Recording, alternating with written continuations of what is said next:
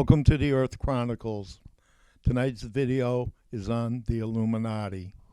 The word is derived from the word lumen, which means light. The Illuminati is said to be that which casts off light. In certain occult schools, it refers to sons of God, such as Jesus, who stated he was the way and the light. While in other schools of the left-hand path, it refers to Lucifer, the morning star that was cast out of heaven. As St. John proclaimed, quote, "I baptize with water, but one will come after me who will baptize with fire," end of quote. He was referring to Christ.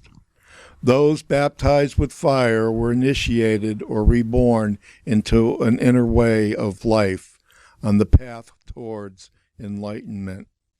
This is the true meaning of the word, which aligns itself with the right-hand path.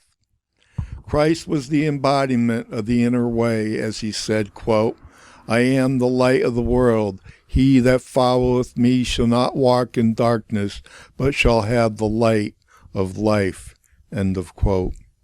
Such knowledge goes back to civilizations that walked the earth long ago. The chronicles maintain that the history of man dates back eons before the time recognized by modern-day science. Hence, all religions and mythologies contain stories of wise men or enlightened beings who were on earth to help mankind. Over time, these teachings have been lost and forgotten, subject to mistranslation and emulation. Nevertheless, ancient records from China, India, and Egypt contain remnants of this knowledge, as do archaeological discoveries such as Stonehenge, Göbekli Tepe, and the Great Pyramid. The New Testament and the Apocrypha books contain references to the inner way of life. The Illuminati and other mystery schools involve the occult, that which is hidden from sight. Dating back to Babylon and Egypt, most, if not all, secret teachings were kept hidden from the masses. The temple priests did not want the people to know what they knew, lest it diminish their power over the people. Closer to the time of Christ, the first Christians had to practice their new religion underground or face persecution by the Roman authorities, including death. State-accepted cults at that time included the Eleusinian mysteries, the Dionysian mysteries, the Orphic mysteries, and Mithraism. There were temples dedicated to the gods of the pantheon as well. In Rome, there is no separation of religion and state. In fact, the state used religion as an instrument to control the people. Prior to Constantine, the pagan cults were recognized by the state. Constantine changed that policy and supported Christianity. Following Constantine in 393, Emperor Theodosius I prohibited all non-Christian religious customs, ordering the destruction of all pagan temples and places of worship within the empire. This drove the pagan cults underground. Christian churches were often built on the ruins of pagan temples. Besides the ancient mystery schools, there are cults that can easily be identified as the precursors of modern-day masonry. Solomon's temple was built by the Phoenician king of Tyre, Hiram I. Present-day Masonic rituals include references to a Hiram Abiff, as well as reenactments of Abiff's murder during initiation. Solomon's temple had two large pillars on either side of the entranceway. They were referred to as the pillars of Boaz and Jachin. Modern Masonic temples to this day have the same two pillars, and they are referred to by the same two names. Later in life, Solomon worshipped the pagan gods of his many wives, including Moloch, to whom children were sacrificed by being placed within a burning hot bronze statue. In Roman Greece, there were guilds of tradesmen, masons, bakers, and candlestick makers. A father would teach his son the trade he practiced. Those learning the trade were called apprentices. Eventually, they became masters, as their fathers did before them. The Emperor Diocletian passed laws that forbid individuals to pass from one trade to another. Each guild was bound to its trade, and no man could leave the guild in which he was a member. Membership was compulsory. The son was required to follow the trade of his father. If this is done by free choice, it is an honorable undertaking. When the state forces it upon the people, it is fascism, pure and simple. Thus the guilds became very restricted and secretive groups that kept the knowledge of their craft to themselves. This was especially true of the stonemasons who built the temples and government buildings, the two ruling sectors of society. Nevertheless, there was another school of masons, one that used secret teachings to perfect their craft. New initiates were referred to as apprentices, as in the trade crafts. Freemasonry developed out of these guilds and colleges. Thus, a master mason can refer to a guild, or it can refer to a secret society or order. From the time of Christ onwards, the mystery schools and other Masonic lodges continued on as before, albeit underground. Nevertheless, the fall of Rome left a vacuum to be filled in the political arena. There were those looking to take advantage of the situation. Both the guilds and the lodges were infiltrated by those looking to gain entrance into society on as many different levels as possible. Furthermore, even at this time in history, there were intelligence and counterintelligence operations that states and factions used against each other. The Catholic Church and Venice were masters of this craft. The Jesuits picked it up quickly and perfected the art. Centuries later, the English learned the craft from the Venetians. Next came the Templar Knights and the Crusades. Many players were involved, including the Catholic Church, the Venetians, the black nobility, and the many houses of European royalty vying for control of the trade routes of the Middle East. The relationships between all these players is complicated and beyond our present scope. These factions will be discussed in future videos. By the 1200s, the Venetians were at the height of their power, dominating the eastern Mediterranean. They had expanded into the Greek islands, the Black Sea, and the Italian mainland. Their intelligence system aided and abetted Genghis Khan as he attacked and plundered all in his path. From 1000 to 1400, the Jewish belief system called Kabbalah had significant impact on the spread of Illuminism. Some say the Kabbalah comes from the oral teachings taught to Abraham before he left Ur. Others say it was the knowledge given to Noah during the flood, while others claim it was given to Moses on Mount Sinai. The chronicles believe that the core teachings of the Kabbalah date back thousands of years before Christ. Zoroaster taught many of these beliefs long before the advent of Christianity or Judaism. Many of these teachings are contained in his writings. Nevertheless, some of the passages in the Zohar refer to events that took place hundreds of years after the time of Christ, which means they were written much later. At times, the writings of the Zohar reach heights of abstract metaphysics, while at other times it sinks to the depths of despair. It does not appear to be written by the same author, much like the many books of the Bible. In 1492, there was a mystical group in Spain called the Alumbrados, which translates as Illuminati. They claimed to have visions of the Holy Ghost or Spirit. The Catholic Church issued edicts against them in 1525. Ignatius of Loyola, the founder of the Jesuits, was brought before an ecclesiastical commission in 1527 on suspicion of being an Alumbrado. He was cleared of all charges. The Alumbrados, under the name of Illuminati, arrived in France from Seville in 1623 and joined the group known as the Guéronais. There is also a group of Illumines in the south of France in 1722 until 1794.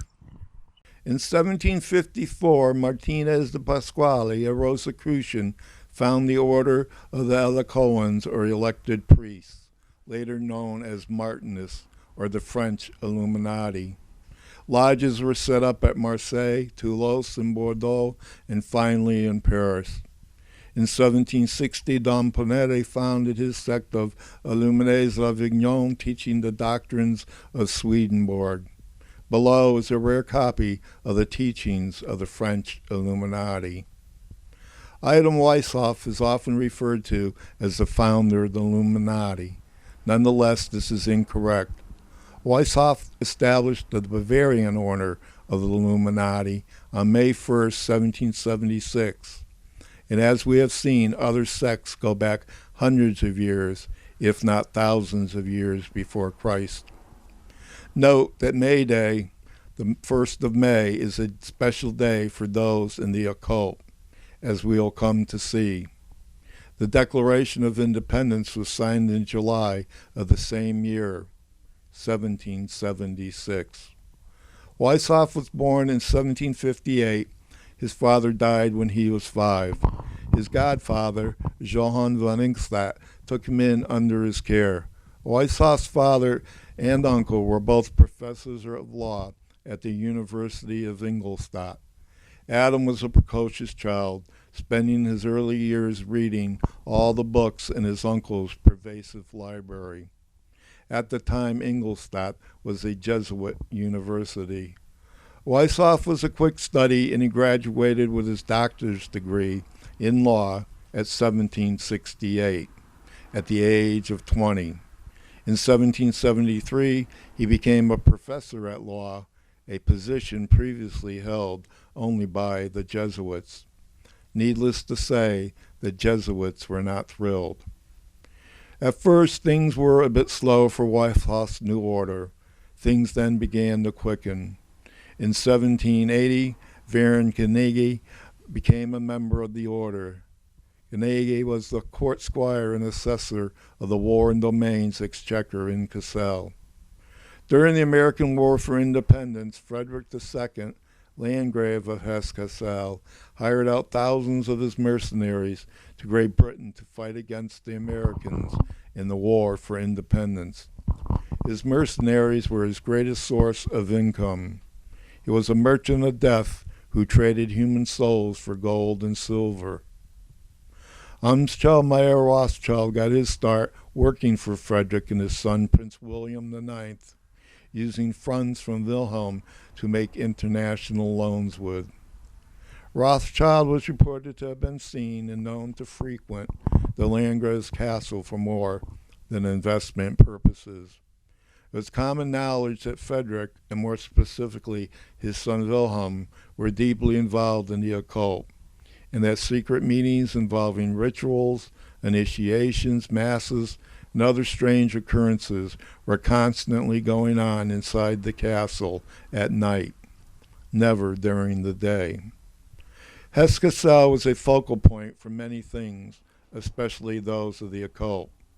In 1782, the Masonic Congress of Wilhelmsbad was held in Hesse-Cassel. It was convened by Ferdinand, Duke of Brunswick, who was the Grand Master of the Freemasonic Order of the Strict Observance. His eldest son, Karl, married the daughter of William V, Prince of Orange. Remember these bloodlines as we will cross them repeatedly, especially the House of Orange. Baron von Knege attended a congress representing the Illuminati. Masonic lodges from across Europe came to the event. All of the highest-ranking Masons were present. In 1784, von Ege resigned from the order, having repeated disagreements with Weishaupt. The same year, the Elector of Bavaria, Duke Karl Theodor, issued the first edict against secret societies not authorized by law or the sovereign. This was another blow to the group, yet they managed to stay afloat. The Bavarian monarch issued a second edict against secret societies the following year, signaling out the Illuminati and Freemasonry as the two most subversive groups. Weishaupt escaped across the border to Regensburg, to the court of Ernst Louis, Duke of Saxe-Gotha, a known member of the Illuminati. The bloodlines here run deep. The House of Saxe-Coburg and Gotha was the royal house of several European monarchies, including Belgium and the United Kingdom. In 1917, King George V changed the name of the House of Saxe-Coburg-Gotha to the House of Windsor, the present ruling house of Great Britain. The House of Saxe-Coburg-Gotha descends from the Saxon House of Wettin of German descent. In 1787, the last edict against the Order of the Illuminati was issued by the Duke of Bavaria. Any individuals charged and found guilty of carrying on the activities of the Illuminati were to be put to death.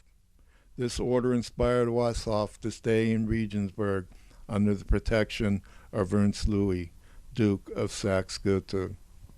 Was the Duke of Bavaria correct in his assessment of the Illuminati? Were they dangerous and subversive? The French historian Henri Martin summed up Weishaupt's system stating, quote, Weishaupt had made into an absolute theory the misanthropic jibes of Rousseau at the invention of property in society, and without taking into account the statement so distinctly formulated by Rousseau on the impossibility of suppressing property in society once they had been established. He proposed as the end of Illuminism the abolition of property, social authority, nationality, and the return of the human race to the happy state in which it formed only a single family, without artificial needs, useless sciences, every father being a priest and magistrate, end of quote. Priest of what, we do not know, for in spite of his frequent invocations to the God of nature, it appears that Weishaupt had no other God than nature herself. Hegelianism flowed from the same waters as did the anarchy spreading across France. It's important to recognize that many involved in these lodges have good intentions. Those in the lower ranks do no harm. The danger comes from those above.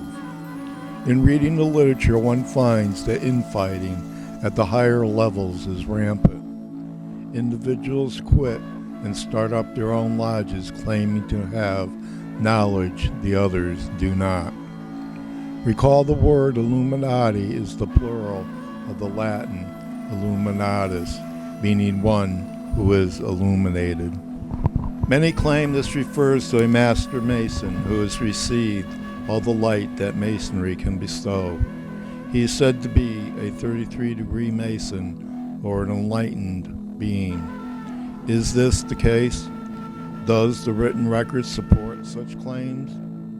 Secret societies going back to the Egyptian and Babylonian mystery schools only taught the lesser mysteries at best, and these groups were quickly infiltrated by those of the left-hand path, who quickly perverted the teachings to serve their own interests. In the future videos, we will look closely at the historical record to see exactly what it says. It is a tangled mess reminiscent of the Gordian knot that must be undone. It is important to realize there are several sects or branches of the Illuminati, including rival groups. They all have members in high places giving them the power to influence society. Their goal is to establish a one world order, and they are willing to use all the power at their disposal, which is considerable. The order is structured in a triangular hierarchy running from the top down. From the summit, the plan for world domination trickles down through society by many different paths. Nevertheless, the order is based on falsehood and deception and cannot withstand the light of day. The only power evil has is the power to destroy itself.